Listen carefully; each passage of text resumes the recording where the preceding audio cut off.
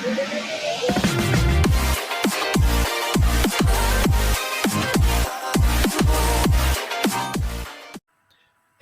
is brought to you by Enterprise Social Record, and today's episode sponsor is FairCode. Are you looking to maximize your hospital's revenue and streamline patient documentation? Introducing FairCode, your trusted partner in DRG reimbursement optimization. FairCode's 100% board-certified physicians collaborate seamlessly with your coding, CDI, and medical teams to conduct lightning-fast chart reviews, pre-bill and post-discharge, to ensure accurate reimbursement. Only 10 to 15% of the charts FairCode reviews requires changes, yet their recommendations result in a significant boost to a health system's cash flow. Worried about risk? Try FairCode's 13-week trial. If they can't pay for their services, they'll keep reviewing charts until they do. And by the way, historically, FairCode's 13-week trial leads to ongoing partnership with a remarkable 3-to-1 hard dollar ROI. Don't miss out on the opportunity to enhance your reimbursements. For more information about FairCode and how you can experience the maximum in healthcare revenue optimization, contact Steve Hansen at 615-600-2166. Well, today we have Jami Woekenberg on the show, and I apologize, Jami, I've pronounced your name incorrectly for many, many years, but you are definitely no stranger to our profession, from being a leading expert, from being volunteer and service at every level. So thank you for being here. Thank you. I appreciate the invite, and I look forward to this. Yeah, I'm going to read your bio for the few people there that may not have heard your name before. I'll read your bio so that everybody kind of knows what your background is. But today we're going to talk about Jami's view on the profession, what her journey is, what she sees as things that are important, things that have shaped her career and our opportunities. So Jami Woekenberg is a MHIM, RHIA, CPHI Fellow of AHIMA, and she's the Senior Director of HIM Operations at Banner Health in Phoenix, Arizona. She's worked in leadership roles at Banner for 20 years. She's currently serving on the Arizona HIMA Board of Directors as the president-elect. She previously served twice before in this role, as well as others within Arizona HIMA. Interesting that you just keep going back, because that's your level of love of service in our profession. So thank you for that. Jami has served as a volunteer with AHIMA, including contributing to articles, presentations, webinars, as well as serving as a mentor through AHIMA's M2M Connect program and on practice councils. She was on the board of directors for AHIMA for 3 years and is currently the chair of AHIMA's Health System Leader Advisory Council, serving on the Fellowship Committee and the Governance Agility Task Force. She also serves on the advisory council for several associate and bachelor level health information programs. Jami was awarded the Lifetime Achievement Award by Arizona HIMA in 2024. And Jami is, again, a fellow of AHIMA. So level of service from the bottom to the top and all back, just you continue to serve. You know, it's definitely a passion of mine. I enjoy being able to network with health information professionals, feel that I am giving back to a profession that's definitely been very kind to me. And, I just think that it helps me to continue to learn and grow and like I said, to develop in my own career and to give back. So, and it's great getting to know people like you. There's no better commercial than what you just said. Right. To For students, service. for young professionals, because Shannan and I follow the exact same track of volunteering in our locals, our state, the national level, and the networking opportunities that you gain from doing that are invaluable. The profession that gives back to us is invaluable in the sense of when you get to that community of volunteers. So that's a fantastic commercial to encourage young professionals and students to get involved, put the time and the effort into it.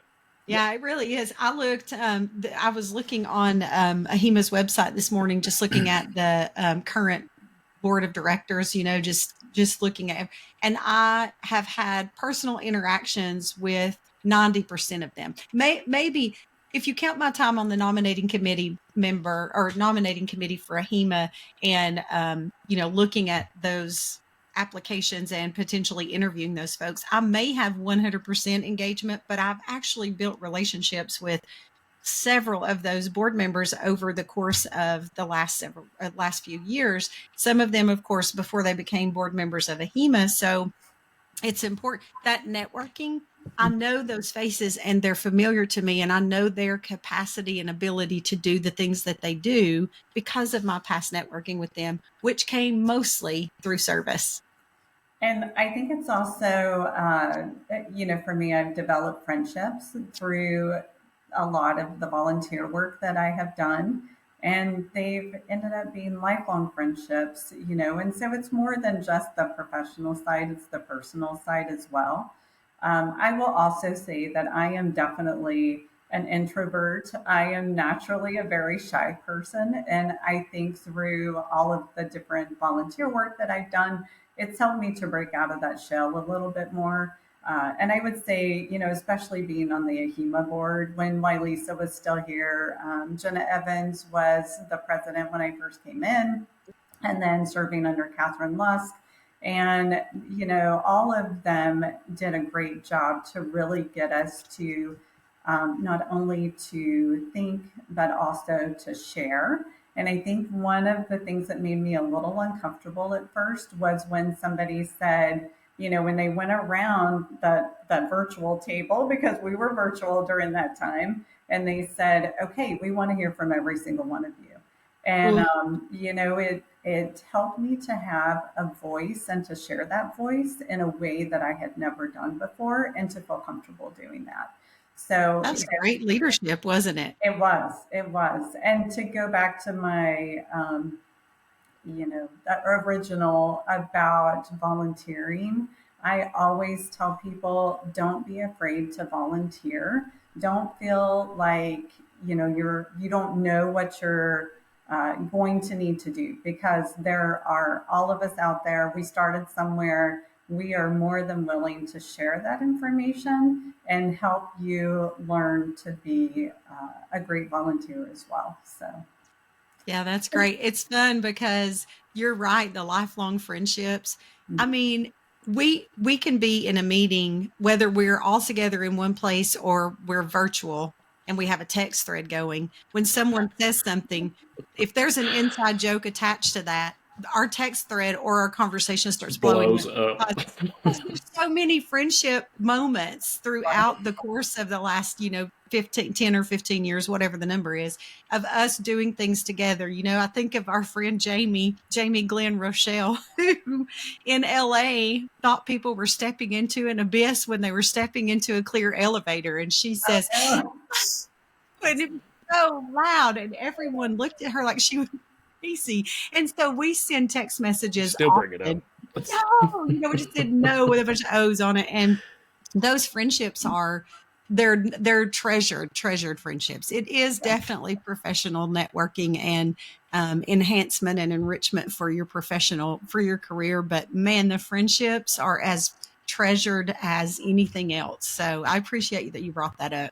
Yeah. And you live life together. Like I think about when I first started 20 plus years ago in the HIM world, and I look at people's kids now, and I think, wow, their kids. Amanda King in Tennessee brought her little bitty baby her president year to THIMA, and now he's about to graduate high school, and it's like, oh my goodness, somehow I still have the hair, and that's a positive. But you live life together through the ups and the downs, and that's a fantastic part of volunteering that I didn't even consider. We always talk about the networking and the professional side, but you gain lifelong friends, and we could spend an entire podcast talking about stories of. Probably should. That would be a fun one. That's not a bad idea. But well, let's start with the question that we really enjoy asking, which is, how in the world did you get into health information management? And tell us about your journey from beginning to today.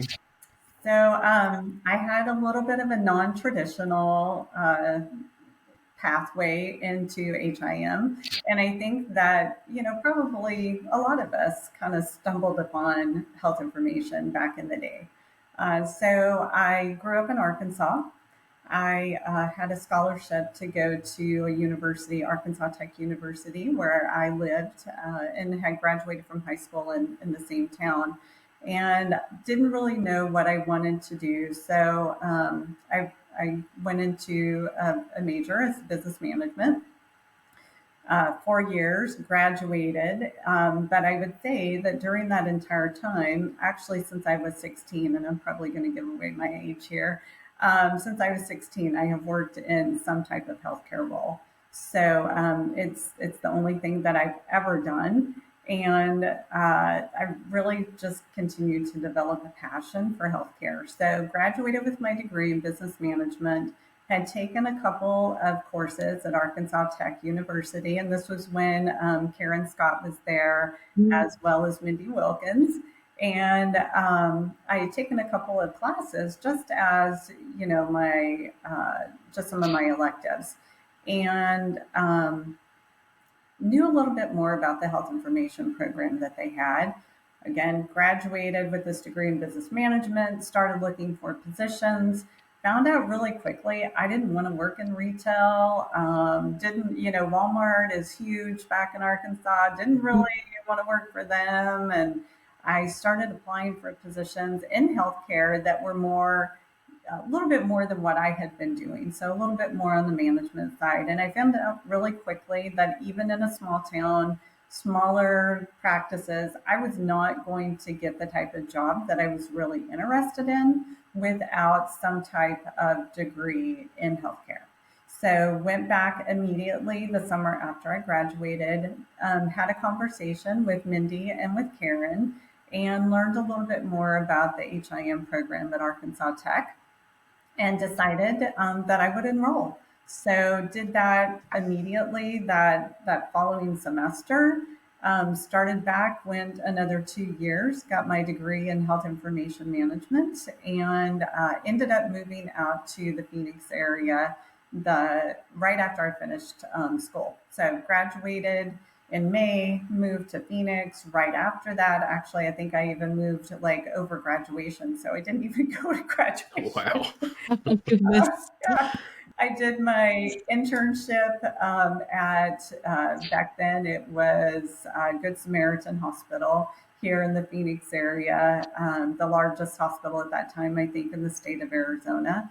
And went back and did my last 2 weeks of school following my internship, and then moved back to Phoenix, or not moved back, but came back to Phoenix and found a job right after school working for a physical therapy company. But I was able to utilize, even though it was more as an administrative assistant, I was able to utilize some of the skills that I had learned. And I was able to take what I had learned and kind of teach this physical therapy company that they needed to start thinking about how they were keeping their records. And remember, this was, in the mid 90s. And so we were still on paper. So how to ensure that we had integrity within our medical record, talk to them about storage of medical records, release of information, even back then, this is pre-HIPAA, but talking to them about all of those things. And so I was able to utilize the skills that I had learned in school and help to kind of weave that into the position that I had with them. So that was my first position right out of school.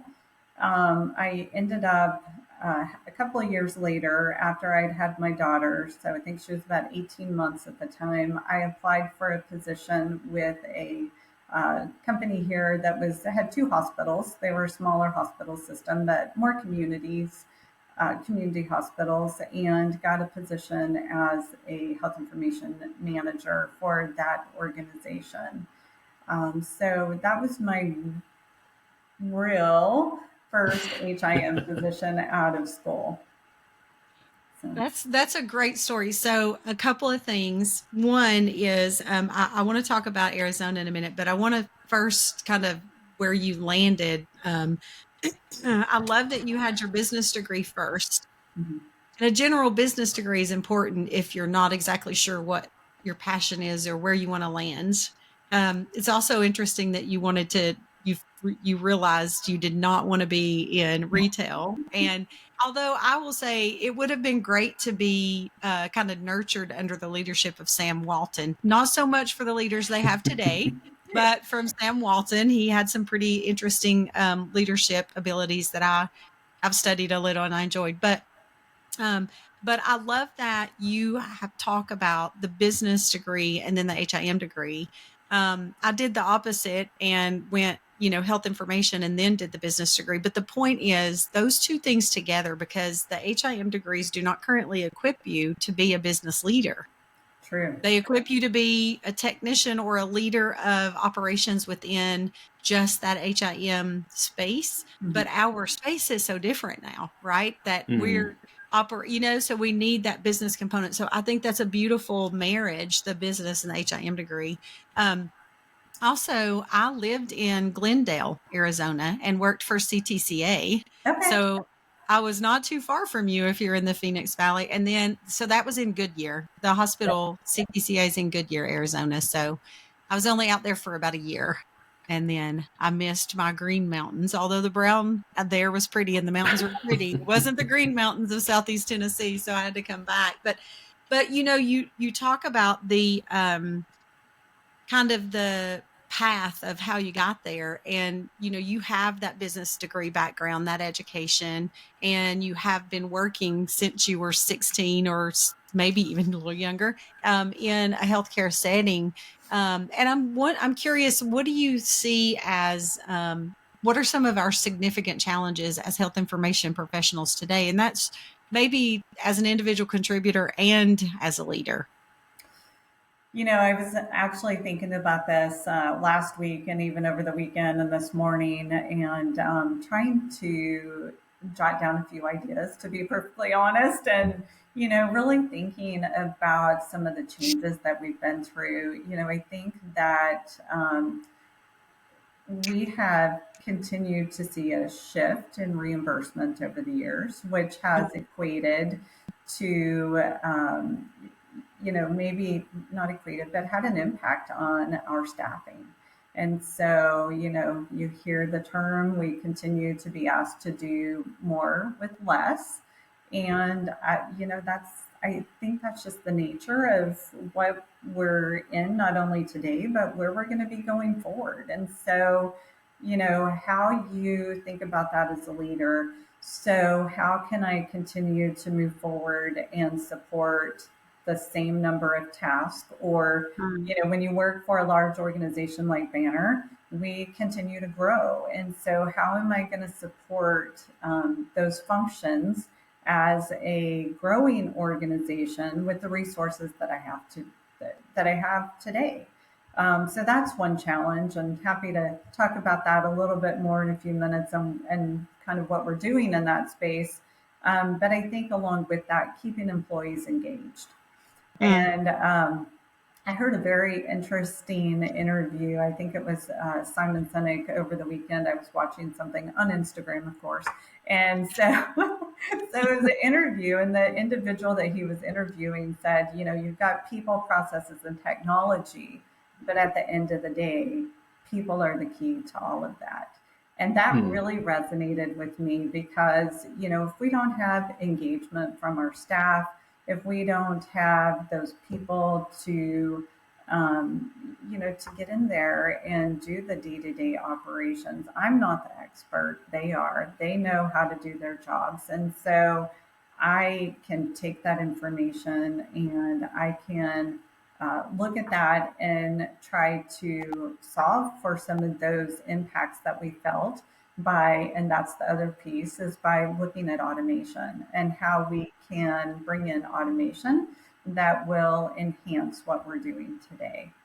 I think the other thing too, to go along with that, is also finding qualified candidates. And so, as we all know, we've kind of seen the shift over the last couple of years, and it goes right along with, everything else that I was talking about. And so looking for ways that we can create pathways for our employees and help them to continue to learn and to grow, and to build upon their own growth and development within our organization.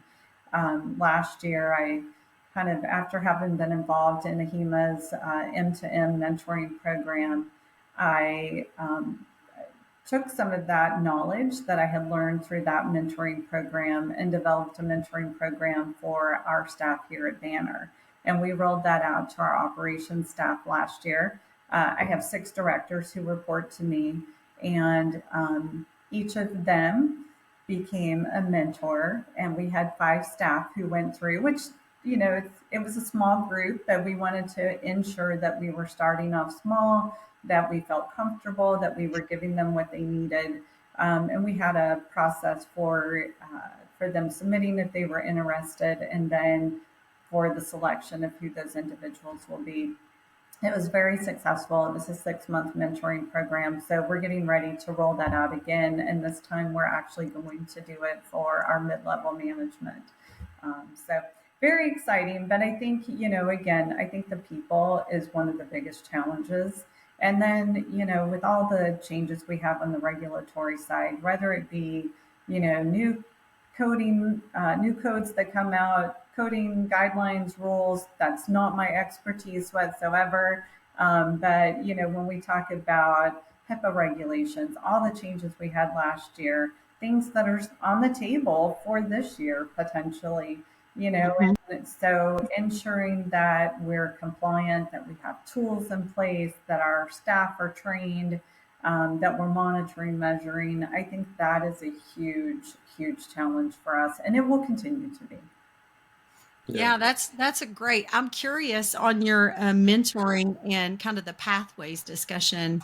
Do you branch out beyond what would have been historically considered traditional HIM roles? I think HIM roles are traditionally everywhere now because health information lives everywhere. But, I was thinking about the way we're advancing and the things that have changed, automation and coding and data governance and AI and all these different things that are coming down the pike hard and fast at us. One of the things, I was talking with my business partner over the weekend, and we were talking about coding.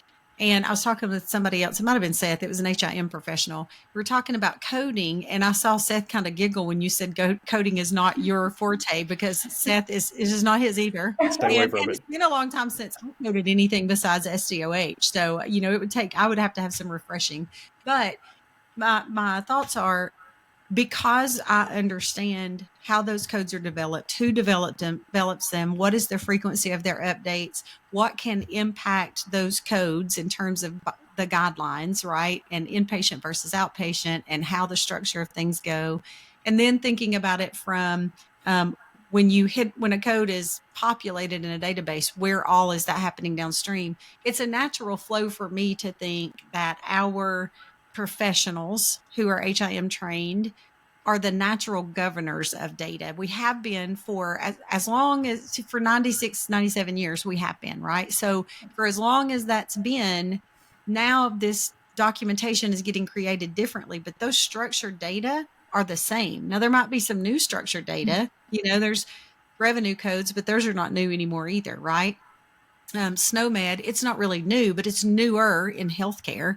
LOINC is definitely newer. So, but we understand those data. So for us, we have the opportunity to just transition so naturally and easily into those technical governor roles. Is there a pathway in Banner for our health information professionals to kind of get there? So that was a great unscripted question, Shannon. Sorry.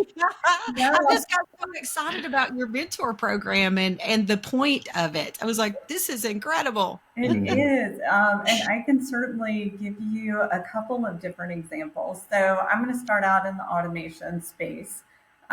We have a great intelligent automation team here at Banner.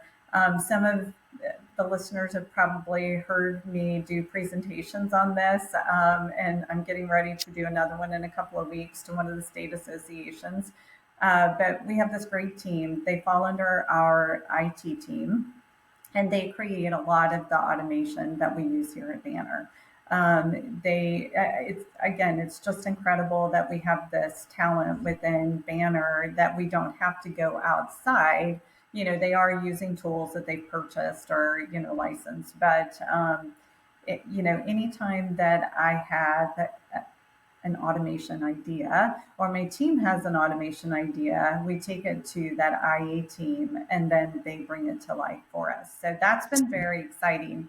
I would say what was even more exciting was a few years ago, we had an employee who worked on my centralized release of information team. We had been working on a project with the AI team. They saw her degree of talent and they stole her away from me. But it was exciting because it was great to see her grow in her own career.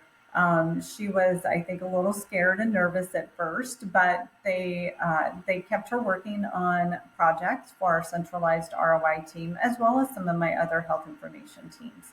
And so that's been, I think, a great marriage for between the teams, so that she's got more of an understanding of our workflows, our processes, and then she's learned the technical side. So that has helped to develop some of the automation that we're utilizing within health information in our ROI space. Additionally, so I have friends who are health information professionals here at Banner. One has worked on our IT team supporting our applications. We're a Cerner Oracle client, and she has worked on that team for quite a number of years, and she supports all of our health information applications that we utilize. Again, it's great that we have this individual who understands things from a health information perspective, and she can take that knowledge forward as she's supporting our applications.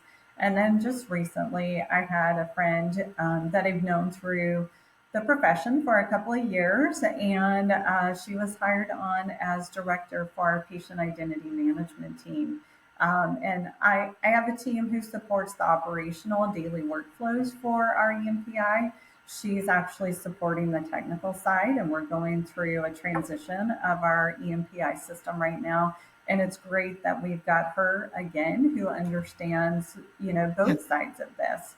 And so, for me, it's great that we're seeing more health information professionals that are branching out into some of these non-traditional roles. And they're still, they're very, very equipped to support and provide all of that knowledge that we need in these areas. Absolutely. You handled that unscripted question pro, Jami. Yeah, that was great. And so good. And I had actually wrote down another little thought that I had, is that we do have to think outside the traditional walls of health information. For years, I feel like we were kind of stuck, and we thought about it from that traditional sense. And we really need to continue to think outside those walls. And there was a point, when you were giving my bio, you used my CPHI certification. And I took that test when it was in the beta site or in the beta format. And AHIMA came out shortly thereafter and said they weren't going to continue to offer those credentials. But I will tell you, it was, I worked really hard for those credentials. And for those who aren't familiar, it's a certified professional in healthcare informatics, and which is also what my master's is in. And so, they said, you can continue to use the credentials if you'd like. And I'm like, heck yeah, I'm going to continue to use them because I worked hard for that. Easy. Yeah. And I, now I see we kind of moved away from that as from an association, I'll say, not necessarily from a profession. And, for me, data governance, information governance, informatics, it's never stopped being part of what I do and what I focus on. And now I see that we as a profession and an association are starting to talk about it again. So I'm really excited about that because like I said, I've never stopped thinking about it. And I think it is very, very important to our healthcare landscape today. Yeah, it's something that we should own, and we Yes. do own. We just need to make sure that we build that out. And we were talking about informatics when I was in the House of Delegates back in 2009 Mhm. timeframe, saying this is our domain. This should be an HIM person managing this, and it's what we do anyway. But a few call outs before I go to the last question. One, you mentioned Karen and Mindy. Love Oh, them. Like, supreme couple of educators. my favorite Yes. parent heads out there. Yes. We've had a lot of fun over the years with them. But one thing about your journey that will lead me into the final question that I found fascinating, that I think is incredibly important to young professionals, to students. I was even preaching to my own children this weekend about this, is you got to start out somewhere. That's right.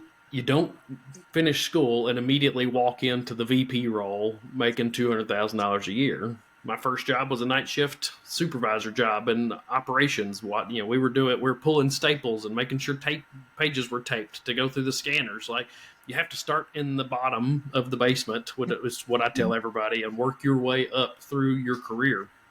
With that, you gain so much invaluable experience that allows you to hit that director role, that allows you to hit that VP role later in your career, because you've seen it from beginning to end. You've watched this entire process. So that's just a reminder to students and to young professionals: take the job. Doesn't matter what it is, take the job. Go start doing something somewhere, whether it's at a physical therapy place or at a hospital, whatever it is. Go get the job and then work your way up. Sorry, that was a soapbox that continued from this No, past that's week. really good. That's important. But the journey that you shared was fantastic, and I love everything that you've done about that. And we're 100% with you on volunteerism and being involved, and we love the journey through the HIM pathways that you've got. The mentor program, I think, is fantastic. Cool. That's something that we need to expand to other organizations. But you're doing a lot.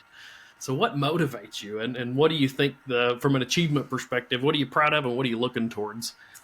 Ooh, that's good. It is good.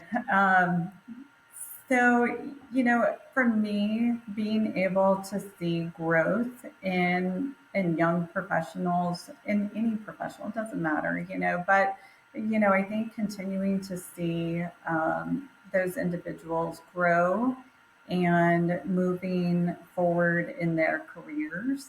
I think about succession planning a lot. Not that I'm planning to go anywhere anytime soon, but it's important. And so, continuing to help individuals to grow in their careers, no matter what it is. And, even if it's something totally outside of healthcare. But, for me, helping people to find their path, helping them to uh, determine what that may be. It's really hard, I think, sometimes as young professionals to think about exactly where you want to be. And there is a lot of opportunity within health information and within healthcare in general.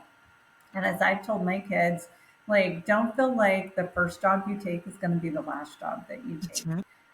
And so, We'll write that down. continue to look for something that gives you passion and gives you joy. And if that's not where you're at today, then take that next step, take that next move until you find what it is that gives you passion and gives you joy. Because I can't bring that to the people who work for me. They have to find that themselves. And for me, I continue to take a leap of faith and continue to, be the one that would volunteer to take on a different task, a different department, whatever it may have been, because I knew that that was going to help me to learn and grow. So I think, Seth, going back to what you were saying, don't be afraid to jump in. Don't be afraid to take that chance. It's just like volunteering. There's going to be somebody that you can ask if you're not sure what to do, if you're not sure, how to, what the answer is. There is somebody out there. There is some resource that can help you. And so I just continue to take those chances myself. Um, some of my greatest achievements, I think, have been since I've been in this role. And I have had a couple of opportunities to promote individuals on my team into director roles. and to see them continue to grow in, their own roles, and then see them continue to develop people that report up through them. So, for me, it's not stagnant. It just continues each and every day. And some of those achievements may be little steps along the way, but I feel like they have a lasting effect. Mm-hmm. I do. I'm going to ask you another unscripted question, but this one should be easy. Okay. This is about the composition of Banner.